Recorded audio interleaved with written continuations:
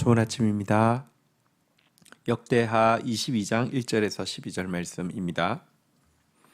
1절 예루살렘 주민이 여호람의 막내 아들 아하시야에게 왕위를 계승하게 하였으니 이는 전에 아라비아 사람들과 함께 와서 진을 치던 부대가 그의 모든 형들을 죽이었음이라. 그러므로 유다 왕 여호람의 아들 아하시야가 왕이 되었더라. 2절 아하시야가 왕이 될 때 나이가 42세라 예루살렘에서 1년 동안을 다스리니라. 그의 어머니의 이름은 아달랴요 오므리의 손녀였더라. 3절 아하시야도 아합 집길로 행하였으니 이는 그의 어머니가 깨어 악을 행하게 하였음이라. 4절 그의 아버지가 죽은 후에 그가 패망하게 하는 아합의 집의 가르침을 따라 여호와 보시기에 아합의 집 같이 악을 행하였더라. 자, 악한 왕 여호람이 이제 죽고 나자 유일하게 남아 있던 아들 그 이름이 이제 우리 앞에서는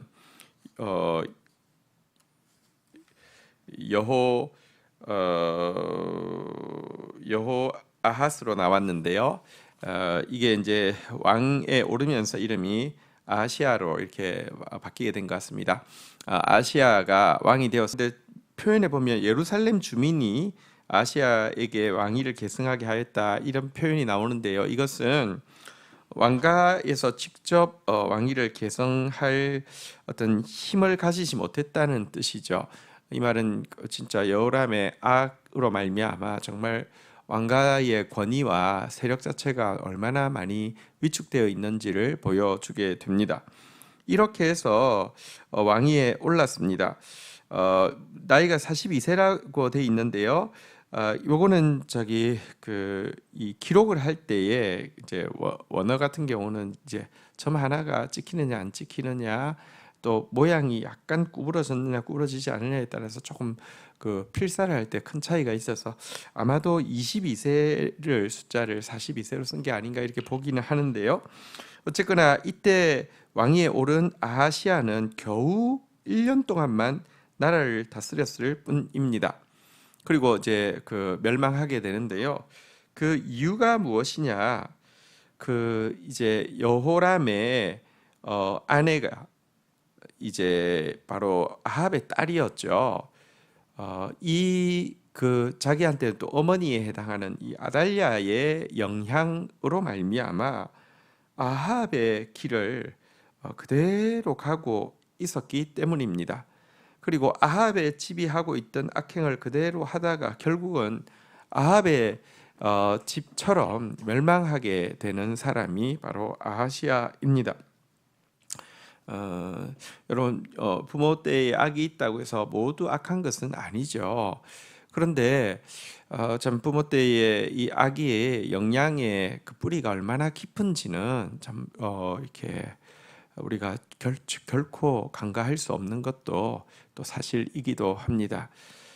그리고 또 생각해 보면 여호사밧이 참 의로운 왕이었지만 이렇게 아합 가문과 통혼하고 평생 이렇게 교류했던 것에 이 악영향이 얼마나 큰지도 보여주는 인물이 이 아시아라고 할 수 있겠습니다. 그가 어떻게 죽임을 당했는지 참 황당하게 죽임을 당했는데요. 한번 볼까요?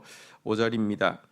아시아가 아합의 집의 가르침을 따라 이스라엘 왕 아합의 아들 요람과 함께 길랏 라못으로 가서 아람 왕 하사엘과 더불어 싸우더니 아람 사람들이 요람을 상하게 한지라. 요람이 아람 왕 하사엘과 싸울 때 라마에서 맞아 상한 것을 치료하려 하여 이스라엘로 돌아왔더라. 아합의 아들 요람이 병이 있으므로 유다 왕 여호람의 아들 아사랴가 이스라엘로 내려가서 방문하였더라. 아시아가 요람에게 감으로 해를 입었으니 이는 하나님께로 말미암은 것이라. 아시아가 갔다가 요람과 함께 나가서 님시의 아들 예후를 맞았으니 그는 여호와께서 기름 부으시고 아합의 집을 멸하게 하신 자더라. 8절 예후로 하여금 아합의 집을 심판하게 하실 때 유다 방백들과 아시아의 형제들의 아들들 곧 아시아를 섬기는 자들을 만나서 죽였고 9절 아시아는 사마리아에 숨었더니 예후가 찾음에 무리가 그를 예후에게로 잡아 가서 죽이고 이러기를 그는 전심으로 여호와를 구하는 여호사밧의 아들이라 하고 장사하였더라. 이에 아시아의 집이 약하여 왕위를 힘으로 지키지 못하게 되었더라. 한번 보십시오. 이 아시아의 멸망은 참 너무 황당하기 거지 없습니다.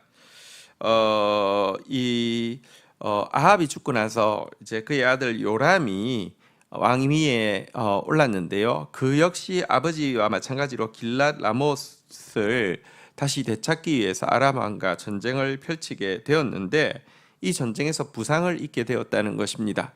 그런데 부상당한 이 요람 자기한테는 사실은 자기 어머니가 그 집 이렇게 딸이었기 때문에 말하자면 외삼촌 정도 되겠죠.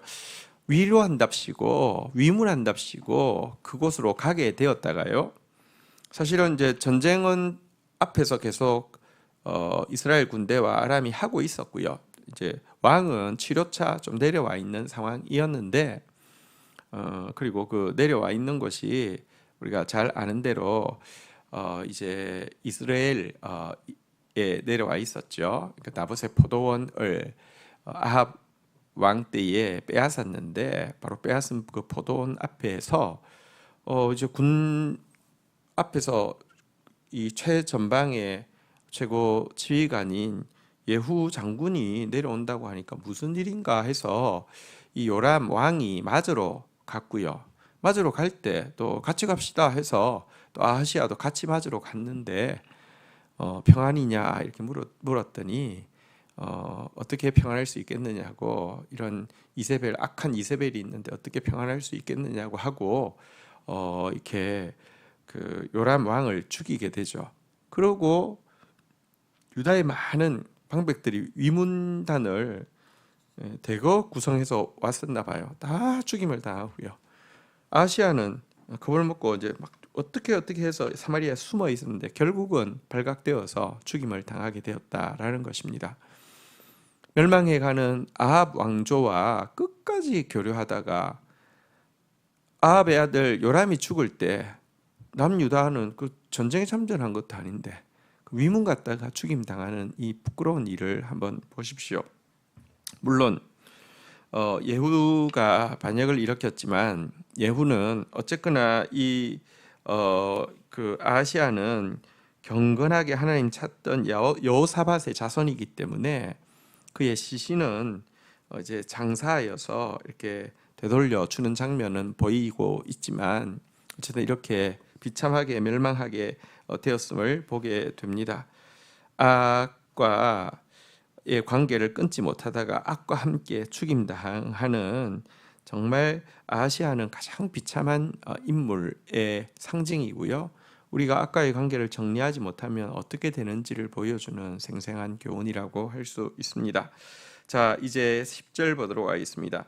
아시아의 어머니 아달랴가 자기의 아들이 죽은 것을 보고 일어나 유다 집의 왕국의 씨를 모두 진멸하였으나 11절 왕의 딸 여호사브앗의 아시 아시아의 아들 요아스를 왕자들이 죽임을 당하는 중에서 몰래 빼내어 그와 그의 유모를 침실에 숨겨 아달랴를 피하게 하였으므로 아달랴가 그를 죽이지 못하였더라. 여호사브앗은 여호람의 왕의 딸이요 아시아의 누이요 제사장 여호야다의 아내였더라. 12절 요아스가 그들과 함께 하나님의 전에 6년을 숨어 있는 동안에 아달랴가 나라를 다스렸더라. 자, 아하시아가 죽자 어떤 일이 일어났냐고 하면 아하시아의 어머니고 아합의 딸이었던 아달랴가 정권을 찬탈하게 되었습니다.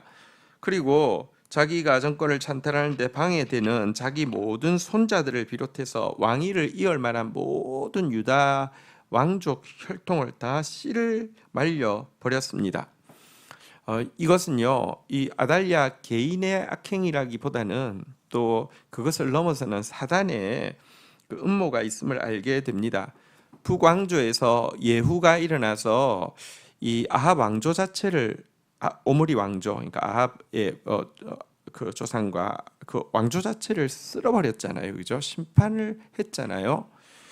그러자 이것에 대한 안갚음으로 지금 남유다에 남아있던 이 아합의 혈통인 아달랴로 하여금 다윗의 씨앗을 다 쓸어버리게 하는 이런 사단의 이 역사임을 알 수 있습니다.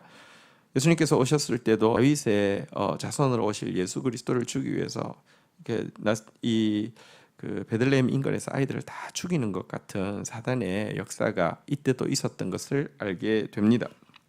하지만 사단이 승리할 수 없습니다. 이 다 멸망되는 과정 가운데에서 딱 한 아이가 살아남게 되었는데요. 그것은 요아스라는 왕자입니다.